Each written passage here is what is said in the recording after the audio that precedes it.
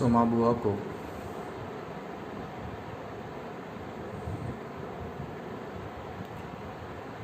कक्षा 12 विषय हिंदी द्वितीय भाषा प्रकरण 4 अकेले दूसरा भाग। पहले भाग में आपको दिखा कि सोमा बुआ बुढ़िया जिस काम करती थी वह उसका पति को पसंद ना था। सोमा बुआ अड़ोस पड़ोस घर के जाकर किसी प्रसंग में मददरूप होती तो उसका पति को बिल्कुल पसंद भी नहीं था। एक बार किशोरी लाल के घर पर प्रसंग में जाकर छाती फाड़ को अच्छा काम किया, किशोरी लाल उसका जस मानने लगे। तब सोमा बुआ खुश था, लेकिन उसका पति नाराज था। और एक बार उसका पति के सारवार के लिए दूसरे पड़ोसन वाले घर की देर लगी तो फिर उसकी बहुत अच्छा नहीं लगता। ठीक है, आगे देखिए।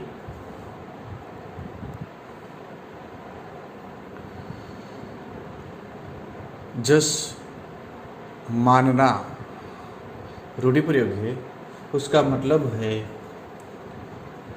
उपकार मानना।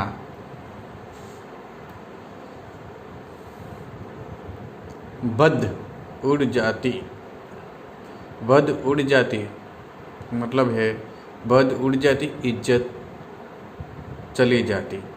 आगे देखिए। तो सन्यासी महाराज क्यों बिगड़ पड़ी? उन्हें तुम्हारा आना जाना अच्छा नहीं लगता बुआ? यो तो मैं कहीं आओ जाओ सो ही उन्हें नहीं सुझाता। और फिर कल किशोरी के यहाँ से बुलावा नहीं आया। अरे मैं तो कहूँ कि घर वालों का कैसा बुलावा? वे लोग तो मुझे अपनी माँ से कम नहीं समझते। नहीं तो कौन भला यो भट्ठी और भंडार घर सौंप दे। पर उन्हें अब कौन समझावे? कहने लगे तुम जबरदस्ती दूसरों के घर में टांग उड़ाती फिरती है। और एकाएक उन्हें उस क्रोध भरी वाणी और कटु वचनों का स्मरण हो आया, जिनकी बौछार कुछ देर पहले ही उन पर होकर चुकी थी। याद आते ही फिर उनके आंसू बह चले। सोमा बुआ बुढ़िया राधा को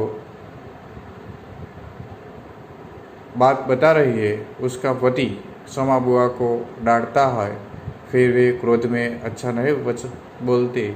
वो सब राधा को बता रही है। आगे देखिए। अरे रोती क्या हो बुआ? आश्वासन देता राधा बोलती है, अरे रोती क्या हो बुआ? कहना सुनना तो चलता ही रहता है। सन्यासी जी महाराज 1 महीने को तो आकर रहते हैं, सुन लिया करो। और क्या, सुनने को तो सुनती ही हूँ, पर मन तो दुखता ही है कि 1 महीने को आते हैं तो भी कभी मीठे बोल नहीं बोलते। मेरा आना जाना उन्हें सुहाता नहीं। सो तू ही बता राधा, ये तो साल में 11 महीने हरिद्वार रहते हैं। उन्हें तो नाते रिश्ते वाले से कुछ लेना देना नहीं, पर मुझे तो सबसे निभाना पड़ता है। मैं भी सबसे तोड़ ताड़ कर बैठ जाऊँ तो कैसे चले?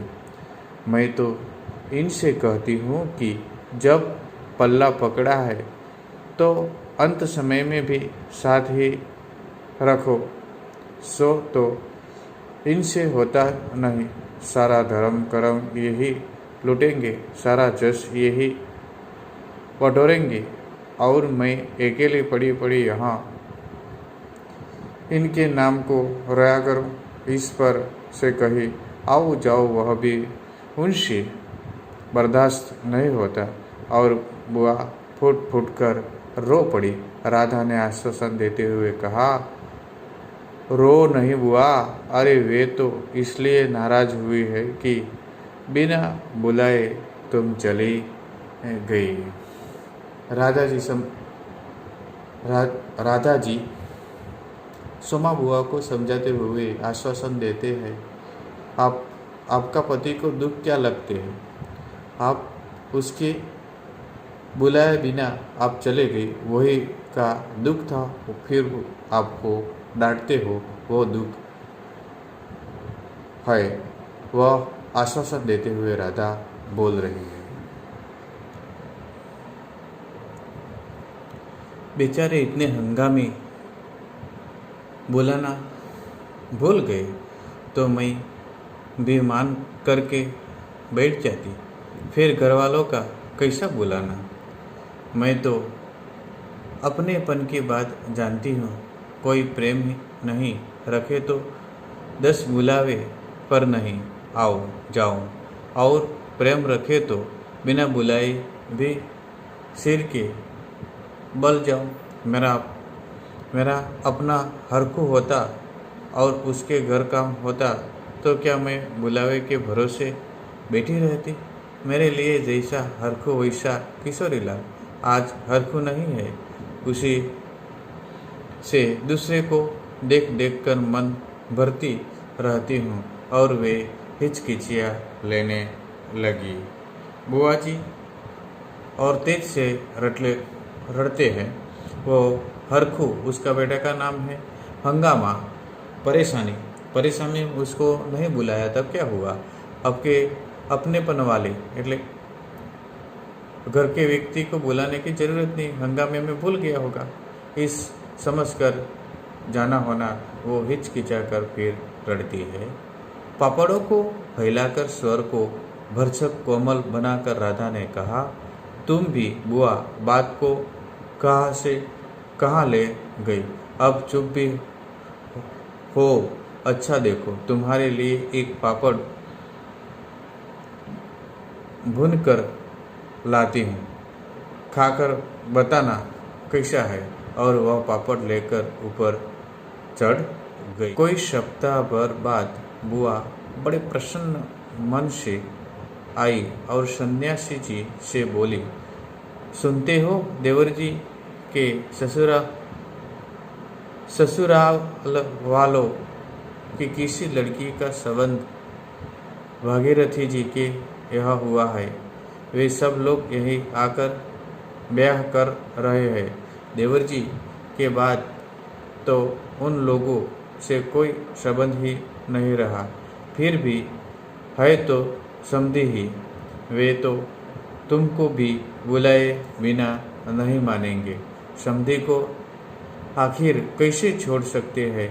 और बुआ पुलकित होकर हंस पड़ी। सन्यासी जी की मौन उपेक्षा से उनके मन को ठेस तो पहुंची, फिर भी वे प्रसन्न थी। इधर उधर जाकर वे इस विवाह की प्रगति की वखरे लाती। आखिर एक दिन वे यह भी सुन आई कि उनके समधे यहाँ आए गए। जोर शोर से तैयारियां हो रही है। सारी बिरादरी को दावत दी जाएंगी।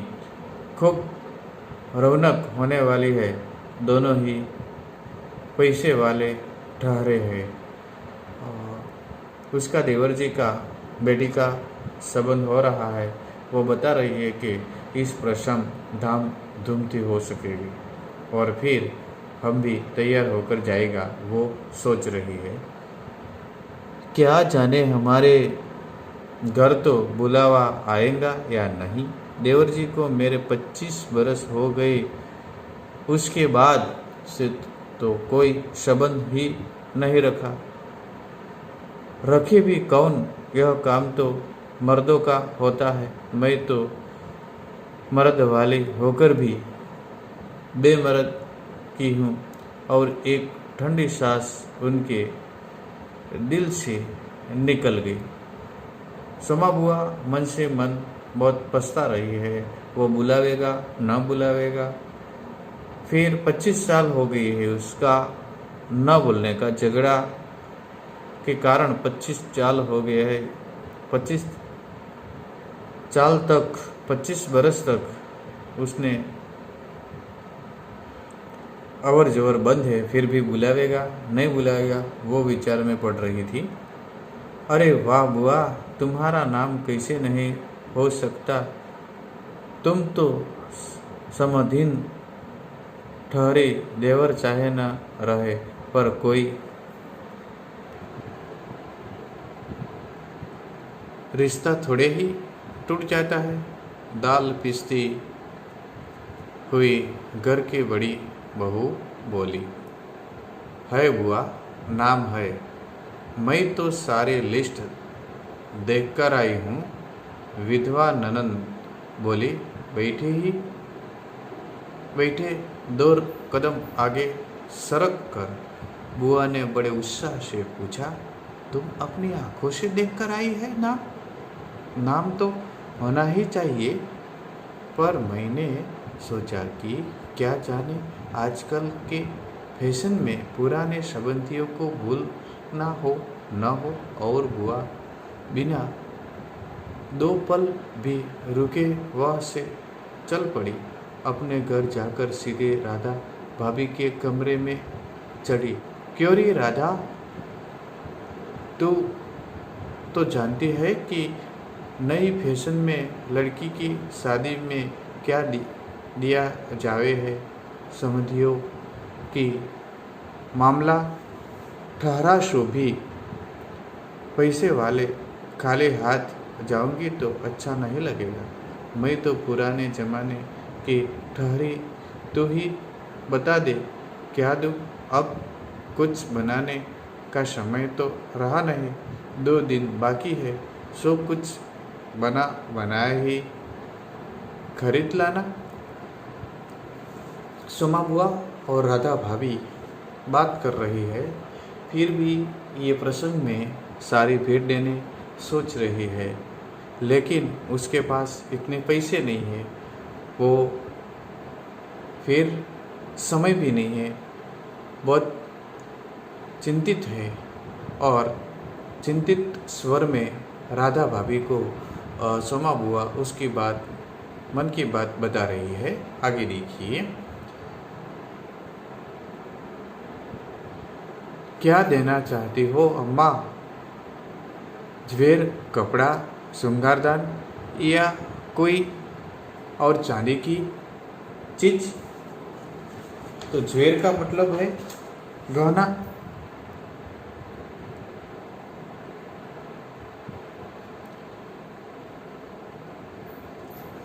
श्रृंगारदान का मतलब है श्रृंगार के सामान रखने का छोटा सा बक्सा। भेंट क्या देने चाहती है, वो प्रश्न कर रही है राधा भाभी सोमा बुआ को।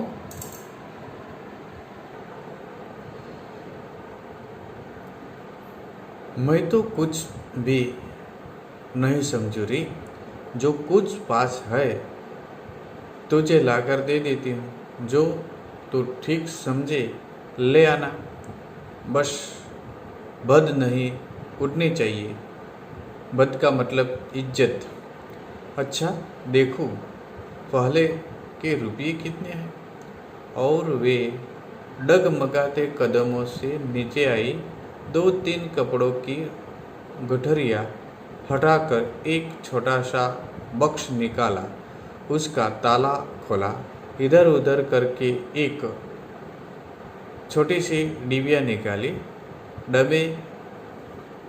जतन से उसे खोला। उसमें 7 रुपये की कुछ रेजगारी पड़ी थी और एक अंगूठी। बुआ का अनुमान था कि रुपये कुछ ज़्यादा होंगे, पर जब 7 ही रुपये निकले तो सोच में पड़ गई। रईस समधियों के घर में इतने से रुपये से बिंदी भी नहीं लगेगी। उनकी नज़र अंगूठी पर गई। यह उनके मृत पुत्र की एकमात्र निशानी उनके पास रह गई थी। बड़े बड़े आर्थिक संकटों के समय भी वे उस अंगूठी का मोह नहीं छोड़ सकी थी। आज भी एक बार उसे उठाते समय उनका दिल धड़क गया। फिर भी उन्होंने 5 रुपये और एक अंगूठी आंचल में बांध ली, बक्स को बंद किया और फिर ऊपर को चले। पर इस बार उनके मन का उत्साह कुछ ठंडा पड़ गया था और पैरों की गति शिथिल। राधा के पास जाकर बोली, रुपये तो नहीं निकले बहू, आए भी कहाँ से? मेरे कौन कमाने वाला बैठा है? उस कोठरी का किराया आता है, उसमें 2 समय की रोटी निकल जाती है जैसे तैसे। और वे रो पड़ी। राधा ने कहा, क्या करूं बुआ, आजकल मेरा भी हाथ तंग है, नहीं तो मैं ही दे देती। अरे पर तुम देने के चक्कर में पड़ती ही क्यों हो? आजकल तो देने लेने का रिवाज ही उड़ गया है। इस तरह सोमा बुआ चिंतित है। वो राधा के पास जाकर उसका मन में जैसी बात थी वह कहती है। उसके पास पैसे ज़्यादा है। वह विचार के उसके डिब्बे खोले, दिखे तो 7 रुपये निकले। फिर चिंतित हुए। फिर उसके मृत पुत्र की एक अंगूठी थी, उसके पास नज़र पड़ी। वो बेचने का विचार करती हुई राधा के पास गई थी। नहीं रे राधा, समधियों का मामला ठहरा। 25 बरस हो गए तो वे नहीं बोले और मैं खाली हाथ जाऊँ? नहीं नहीं, इससे तो न जाओ सो ही अच्छा। वो राधा जी को बता रही है कि 25 साल हो गई है, 25 बरस हो गया है। 25 बरस के बाद भी वो बुलावे तो खाली हाथ जाना अच्छा नहीं होता है, और फिर न जाना वही अच्छा है। वो भी बात बता रही है। तो जाओ ही मत, चलो छुट्टी हुई है। इतने लोगों में किसे पता चलेगी कि आई या नहीं? राधा ने सारी समस्या का सीधा सा हल बताते हुए कहा, बड़ा बुरा मानेंगे, सारे शहर के लोग आवेंगे और मैं समाधीन होकर नहीं जाऊंगी तो यही समझे कि देवर जी मरे तो संबंध भी तोड़ लिया। नहीं नहीं, तो यह अंगूठी बेच ही दे। और उन्होंने आंचल की गांठ खोलकर एक पुराने जमाने की अंगूठी राधा के हाथ पर रख दी। फिर बड़ी निम्न के स्वर में बोली, तू तो बाजार जाती है राधा, इसे बेच देना और जो कुछ ठीक समझे खरीद लेना, बस शोभा रह जा, इतना ख्याल रखना। सोमा बुआ को उसकी इज्जत को बहुत वाली है। इज्जत रखने की बात है। फिर भी सोमा बुआ राधा के पास जाकर इस अंगूठी बेचने की बात कर रही है। गली में बुआ ने चूड़िया वाले की आवाज़ सुनी तो एकाएक ही उनकी नज़र अपने हाथ की बद्दी मटमैली चूड़ियों पर जाकर ठीक गई। कल समझियो कि यह जाना है, ज्वेर नहीं है तो कम से कम कांच की चूड़ी तो अच्छी पहन ले। पर एक अव्यक्त लाज ने उनके कदमों को रोक दिया। कोई देख लेगा तो, लेकिन दूसरे ही क्षण अपनी इस कमजोरी पर विजय पाती सी वे पीछे के दरवाजे पर पहुंच गई और 1 रुपया कलदार खर्च करके लाल हरी चूड़ियों के बंद पहन लिए, पर सारे दिन हाथों को साड़ी के आंचल से ढके ढके फिरी। इस चूड़ियों किसी दिख जाए, इसलिए वह साड़ी से आंचल से ढकने रखती थी। शाम को राधा भाभी ने बुआ को शादी की एक सिंदूरदानी, एक साड़ी और एक ब्लाउज का कपड़ा लाकर दे दिया। सब कुछ देख पाकर बुआ बड़ी प्रसन्न हुई और यह सोचकर कि जब वे ये सब दे देंगी तो उसकी समधी पुरानी बातें की दुहाई दे देकर उनकी मिलनसारिता की कितनी प्रशंसा करेंगी। उनका मन पुलकित होने लगा। अंगूठी बेचने का गम भी जाता रहा। पास वाले बनिए की यह से एक आने का पीला रंग लाकर रात में उन्होंने साड़ी रंगी शादी में सफ़ेद साड़ी पहनकर जाना क्या अच्छा लगेगा?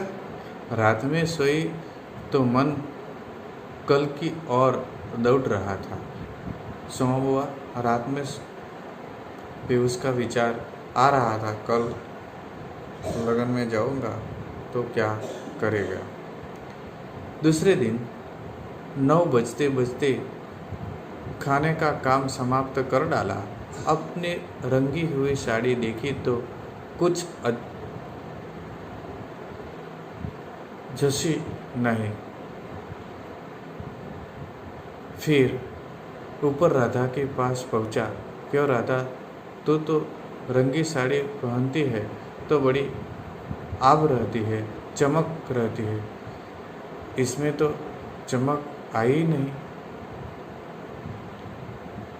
तुमने कलप जो नहीं लगाया। अम्मा थोड़ा सा माड़ दे देती तो अच्छा रहता। अभी दे लो, ठीक हो जाएंगे। बुलावा कब का है? कलप का मतलब है कपड़े को बड़ा करने का तरल पदार्थ।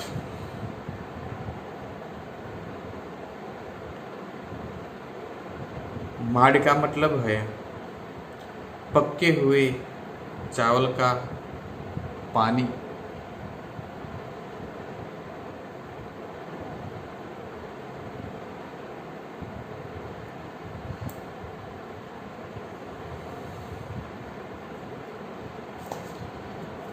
आगे देखिए। अरे नए फैशन वाले की मत पूछो, एन मौके पर बुलावा आता है। 5 बजे का मुहूर्त है। दिन में कभी भी आवेंगा। राधा भाभी मन ही मन मुस्कुरा उठी। बुआ ने साड़ी में माड़ लगाकर सुखा दिया। फिर एक नई थाली निकाली। अपनी जवानी के दिनों में बुना हुआ क्रोशिए का एक छोटा सा मेजपोश निकाला। थाली में साड़ी, सिंदूरदानी, एक नारियल और थोड़े से पतासे,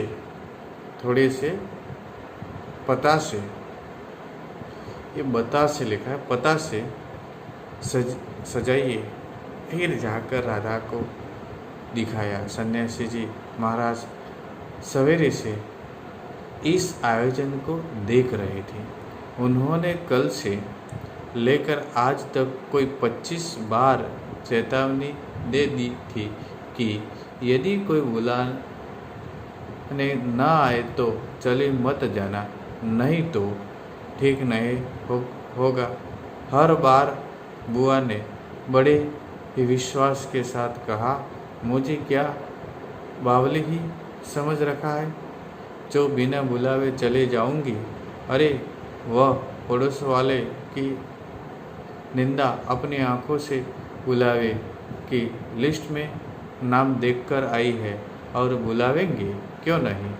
शहर वालों को बुलावेंगे और समधियों को नहीं बुलावेंगे क्या। वो सुमा बुआ समझ रही है और फिर विचार रही है कि ये शहर वालों ने बुलावे तो समधियों को जरूर ही बुलावेगा। वो सोच रही है।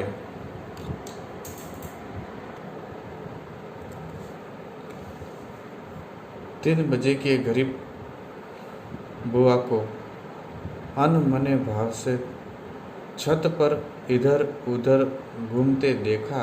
राधा भाभी ने आवाज लगाई, गई नहीं बुआ। एकाएक चौंकते हुए बुआ ने पूछा, कितने बज गए राधा? क्या कहा? 3? सर्दी में तो दिन का पता ही नहीं लगता है। बजे 3 है, बजे 3 ही है। और धूप सारी छत पर से ऐसे सिमट गई मानो शाम हो गई हो। फिर एकाएक जैसे ख्याल आया कि वह तो भाभी के प्रश्न का उत्तर नहीं हुआ, तो जरा ठंडे स्वर में बोली, मुहूर्त तो 5 बजे का है। जाऊंगी तो 4 तक जाऊंगी, अभी तो 3 ही बजे है। बड़ी सावधानी से उन्होंने स्वर में लापरवाही का पुट दिया। बुआ छत पर से गली में नज़र फैला गई खड़ी थी। उनके पीछे ही रस्सी पर धोती फैली हुई थी जिसमें कलप लगा था और अभरक छिड़का हुआ था। अभरक के बिखरे हुए कण रह रह कर धूप में चमक जाती थी, ठीक वैसे ही जैसे किसी को भी गली में घुसता देख बुआ का चेहरा चमक उठता था। बुआ उसको बुलाने के आएगा, वह चिंतित थी और उसके घर के सामने नज़र भी रखी थी और दूसरा कोई व्यक्ति आएगा तो भी वो सोच रही थी कि मैंने बुलाने आया है। 7 बजे की धुंधलकी में राधा ने ऊपर से देखा तो छत की दीवार से सटी गली की और मुंह की एक छाया मूर्ति दिखाई दी। उसका मन भर आया। बिना कुछ पूछे इतना ही कहा, बुआ सर्दी में खड़ी खड़ी यह क्या कर रही हो? आज खाना नहीं बनाएगा क्या? 7 तो बज गई। जैसे एकाएक नींद में से जागते हुए बुआ ने पूछा, क्या कहा? 7 बज गई। फिर जैसे अपने से ही बोलते हुए पूछा, पर 7 कैसे बज सकते हैं? मुहूर्त तो 5 बजे का था। और फिर एकाएक ही सारी स्थिति को समझते हुए स्वर को भरसक संयत बनाकर बोली, अरे खाने का क्या है, अभी बना लूँगी। 2 जनों का तो खाना है, क्या खाना और क्या पकाना। राधा जी को बता रहे हैं कि खाने में तो 2 2 व्यक्ति ही बनाना है, वो कितनी देर लगेगी। वे इतनी चिंतित थे कि समय का उसका भान नहीं रहा। फिर उन्होंने सूखी साड़ी को उतारा, नीचे जाकर अच्छी तरह उसकी तह की, धीरे धीरे हाथों से चूड़ियाँ खोली, थाली में सजाया हुआ सारा सामान उठाया और सारी चीज़ें बड़े जतन से अपने एकमात्र संदूक में रख दी और फिर बड़े ही बुझे हुए दिल से अंगीठी जलाने बैठी। ये सामान सारी चीज़ें रख कर वह खाने बनाने की अंगीठी चूल्हा जलाने बैठती है और चिंतित मन से कुछ खाने पका रही है।